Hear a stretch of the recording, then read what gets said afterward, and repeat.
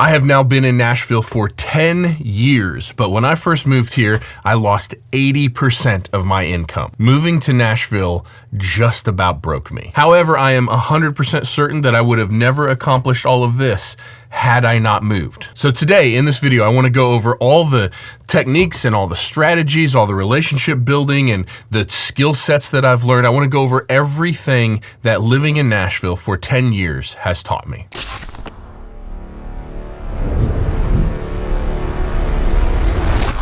Hey everyone, I'm Cole Caparoon. Thank you so much for stopping by for another video. What's kind of crazy to me is that being in Nashville for 10 years now means that I haven't had a real day job in a decade. It has now been 10 years since my last day job. Now, I've been making records for over 20 years, coming up on like 22 years. So that means the first 12 years of my career, I was full-time some of the time, then I had to get a job, and then I would quit that job and be full-time music, and then it would slow down and I'd have to get another day job. It took 12 years of having a day job and quitting a day job multiple times before I was actually able to make this stick. And what's also interesting is this means I wasn't able to make it work in Illinois. I'm from Peoria, Illinois. That's where I lived before I moved here. Leading up to moving to Nashville, I had a big commercial studio right downtown in Peoria, Illinois. It was the largest studio in between Chicago and St. Louis. And even having all of that, I just couldn't quite make it work. But being in Illinois, only about 20% of my total clients were national or international. So that means barely not being able to make it work, moving to Nashville cut my income by 80%. It was honestly a brutal transition. So today I would like to explain to you every single thing that I've learned and that I've done to go from losing 80% of my income that was barely working to where I am now. Now, what's interesting is I don't think that I could have possibly accomplished where I am now. I could have never gotten where I am if I was still living in Illinois. I think moving to Nashville is maybe the only reason I've gotten where I actually am. However, I think if you do all of this stuff I'm going to explain in this video, you will at the very least drastically increase your success. But that said, my very first piece of advice is move. You don't have to move to Nashville, but moving to a much larger city, preferably one with a major music market. Austin, Texas, I don't know that I could recommend going to LA at this point. Nashville, just honestly, any big city. Atlanta. If you live in a smaller city, Peoria, Illinois is a little over 100,000 people. If you live in a smaller city, just moving to a bigger city drastically increases your chances of success. Okay, so I pack up, I move here to Nashville. The first 3 or 4 months, not only did my income drop drastically, but I started meeting a lot of people right out of the gate. And what was immediately apparent to me is how much room I had to grow in my skill set. I realized how bad I sucked. Honestly. Now, I probably could have figured this out from Illinois, but I was very much the biggest fish in the smallest pond when I was in Peoria, Illinois. And yes, I still listened to all of the biggest records, and yes, I compared my productions to the biggest records, but there's something different about being in it. There's something different about like meeting people and having your own friends be successful or watching them become successful. There's something different about being in the room. I've told this story before on the channel. There's something different about being in the room with these greats like, a Vance Powell and watching them mix and watching what they do. And just 30 minutes of watching them work set off a billion light bulbs in my head that those light bulbs would have never lit up had I never moved here and experienced those things. So not only do you see these things and see that it's possible, but you also get to see what's happening, and it also just rubs off. It's so inspiring. And I think this is the biggest deal. This is the most underrated part of moving to a city like Nashville, is being surrounded by that. The quantity of friends that I now have, especially now, but even right out of the gate, very early on, the quantity of people that you meet and that you become friends with that go on to win Grammys and go on to be incredibly successful is just so inspiring. I mean, one of the earliest people that we began following each other on Instagram was me and Lainey Wilson. We still follow each other on Instagram. She was working so incredibly hard, and she has went on to be one of the biggest stars in country music. And I have almost endless examples of that sort of thing. That's probably the most meteoric rise, but almost endless examples of people that like I know, and they go on to be very successful.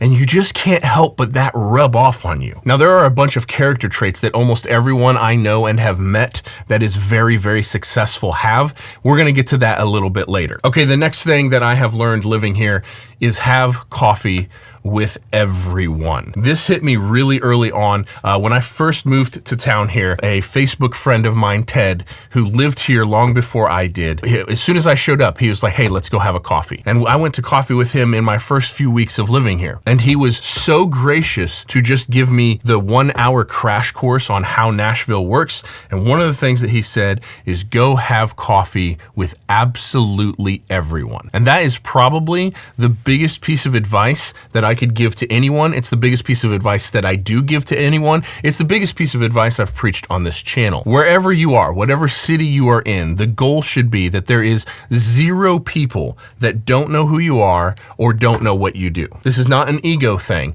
This is purely you must know everyone, because the small percentage of everyone that actually hires you will eventually be enough quantity to pay your bills. Okay, the next thing that was really interesting when I first moved here to Nashville is that people take you way more seriously when you live here. While I was grateful for the work, it actually kind of annoyed me in the first 6 or 8 months of living here, because as soon as I moved here to Nashville, I started getting much, much more national and international clients. This was all via social media. But as soon as I lived in Nashville, people that were not going to give me a chance when I was in Peoria, Illinois, all of a sudden thought that they should give me a chance. And at first I'm like, this is so stupid. I'm the same dude. I'm doing the exact same work 6 months ago as I am right now. Why couldn't I have gotten these opportunities before I moved here?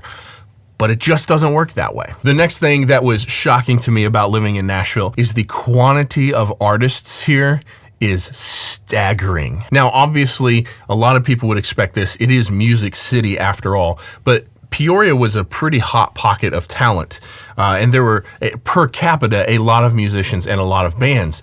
But there was still only, I don't know, 30 bands that were really doing something. And so that's just not a very big pool of people to try to work with from a studio environment. Moving to Nashville, there are many, many tens of thousands of musicians and artists and bands. It's almost impossible to wrap your head around how much music is actually here. Music is the #2 industry in Nashville. #1 being healthcare, #2 is music. And the greater metropolitan area like Nashville and all of the surrounding cities and suburbs is, I don't know, it's probably almost 1.5 million people. So for music to be the second largest industry in a metropolitan area that is nearing 1.5 million people, it's hundreds of thousands of people that work in the music business. Now, that being said, the next thing that was pretty staggering to me, shocking I might say, is that the bar is actually pretty low. See, back in Illinois, the idea was that you would go have coffee and your barista was a better guitar player than you. And so it's pointless to move to Nashville and try to make it, because the talent here is so incredibly high that you're never gonna make it. So don't even bother trying. That was literally the point of view from back home. And what I have found is that is just simply not the case. Now, there are a ton of absolutely incredibly talented people here. And of course, being Music City, some of the very top producers, some of the very top mixers, some of the very top mastering engineers, some of the very top session players and vocalists and everything, of course they live here. But that's the top couple percent. All the rest of it below them is not as staggering talent-wise as you might think. There are just an absolute ton of average musicians here that are able to make a living in music. But this next part is what really shocked me. Being from the Midwest, being from Illinois, I am just used to working really, really, really hard all the time for anything. Life was hard in Illinois. You had to put out an extreme amount of energy, an extreme amount of hours working, an extreme amount of effort in order to make anything kind of work. And here, if you put that same work ethic here, you just stand out like a sore thumb, because not that many people are working that hard here. So when it comes to the other people around, it's most important to, one, be a good hang. You have to be fun and lighthearted, inspiring to be around. You don't rip people off. That's in like actually don't burn them, because there's tons of that happens here. Do what you say you're gonna do and don't suck. And that's it. Don't suck, be a good hang, don't rip people off, do what you say you're gonna do. And then if you can, work more hours than those that you're surrounded with. And literally, that's it. And I was real surprised to learn this, because I just thought that you would just get murdered here. And that just didn't turn out to be the case. Now, I'm not saying that some people don't have that experience. Of course, people that are not very talented are going to have a much harder time than people who are very talented. But it is not nearly as impossible as everyone made me believe back in Illinois. Okay, the next thing that was interesting about Nashville is not just the quality that people have here that you have to put out here, but the quantity. That is the Nashville game. The Nashville game is uber high quality at insane quantity. It's one of the reasons why I preach so much about refining your setup, making sure everything is streamlined, and this is one of the core tenets we're going to talk about every really successful person that I know here in town. This is one of the things that they are really, really good at. Okay, the next thing that was really surprising to me when I moved here to Nashville is that no one cares that your studio is at home. Back in Illinois, if you had a commercial studio, a professional studio that was in some sort of a professional building, you were just leagues, miles and miles ahead of anyone who had a home studio. That was kind of the general vibe. I think that's probably changed a little bit now, but here in Nashville, literally no one cares. Now, you might not be having Luke Combs or Morgan Wallen come into your home studio, but everyone outside of the very, very, very top, they just don't care. It's how good a work do you do? Okay, the next thing that I have learned is that you are not special, especially as you start approaching the very top and starting to work with actual, like, real successful artists. You're replaceable. You just are. I'm not going to say that there's no loyalty, because that there is, but if you can't get something done on time, or if you do 5 great mixes for someone in a row and then you have one that kind of just doesn't hit it, then they will go somewhere else. They just will. You really are only as successful as your last mix or your last production. I mentioned this a little bit earlier, but the quantity of personal friends that I have who have won Grammys is crazy. It makes that level of success seems so reachable. It's so tangible. It's just right there, because your own actual friends are doing it and having those levels of success. It's incredibly inspiring. Okay, the next thing that was a big shift from being in Illinois is that when you see your friends being successful, finding those meteoric levels of success, you celebrate them.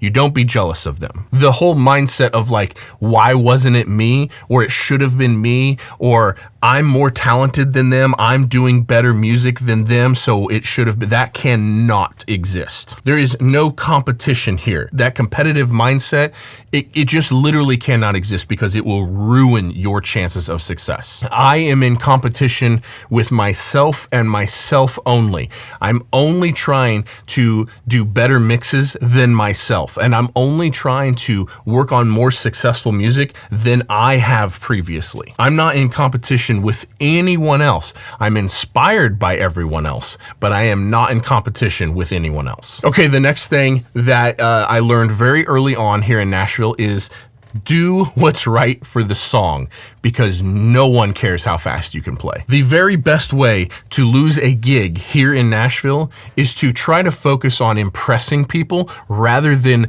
doing the collaborative, the best thing collaboratively. Doing what's best for the song is always the top priority. And any sort of ego-ness about like, oh, I need to show off in this part, I need to get more attention because my guitar solo needs to be the highlight of the song. Any sort of attitude like that, nope, you will not get hired back. The song is king, and every single thing that any of us are doing is to collectively and together work towards what is best for the song. But that leads me on to another thing that I underestimated about Nashville, and that is the community is extremely important. Collaboration is extremely important. You do have to wear a lot of hats. You do have to do a lot of jobs. And I still, today, do a lot of different parts of the process. One, because I enjoy it. Two, because I'm fairly decent at it. But there's like a real balancing act between knowing when you're not the right person for something and bringing in the right person for something.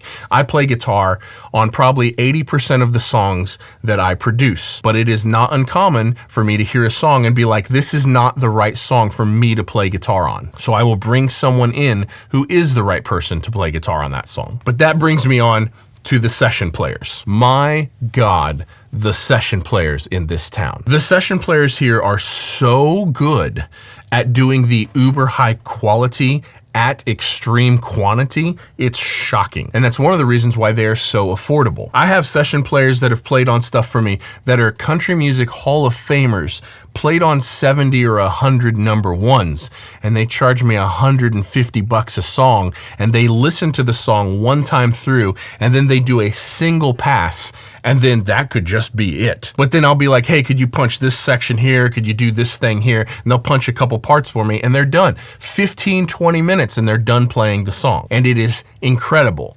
Actually radio ready. It's absolutely incredible to watch some of these people work. Lester Estelle, for instance, I've had him on the channel many times. He's a drummer for Kelly Clarkson, used to be the drummer for Pillar, has played with a million huge artists and on a ton of big songs. And he will listen to a song one time and play it one time, and I could be happy with that on almost every single song. So looping in the correct session players, the ones who complement what you're trying to do the most, looping them in and being willing to just let them, to pay them to do it instead of killing yourself to get a mediocre job done, it's the way forward. Like it is the way to give your clients the best product possible. So being here in Nashville for 10 years, I have met quite a few people who are very, very successful, top of the food chain. And I have been friends with people who have, during our friendship, rose to be top of the food chain. And there's a couple things that all of them have in common. And the first thing is they know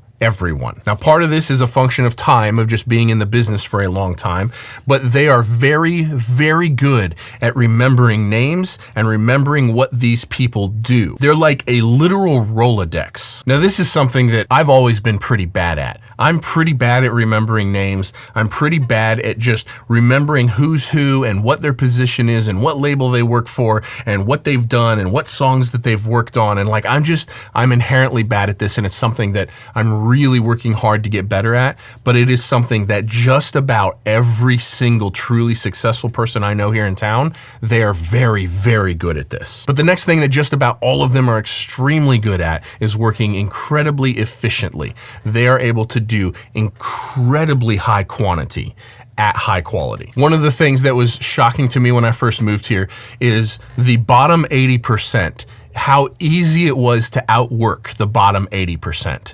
But the top 20% of engineers, session players, mixers, mastering engineers, producers, the top 20%, you just about can't work as much or as hard or as efficiently as them. Those are the two things that I see every single, or just about every single very successful person, they all have that in common. We got a couple things left, but before we get to the last couple things, there are links in the description down below for every single piece of gear that I use. Every compressor, every microphone preamp, every speaker, literally everything. And anytime you guys need any piece of musical gear whatsoever, you can jump on any one of my videos, click on any link in the description of any video.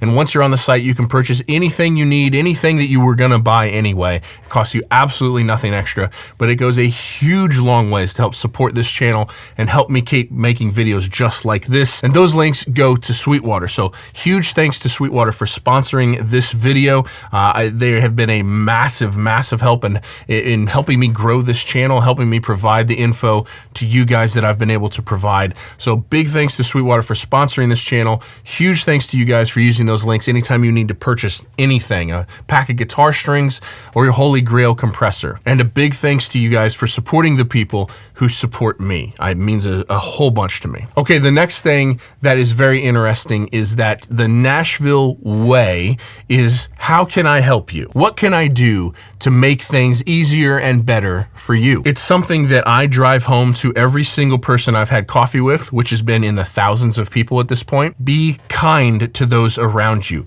Be helpful to those around you. It's the polar opposite of what LA is. LA is, how can you help me? What is it that I can get from you? The Nashville way is, what can I help you with? How can I make your career, the music that you're working on, how can I make it better for you? Now, unfortunately, there's such a staggering number of people moving here from LA that I'm starting to see this shift. So I want to drive this point home.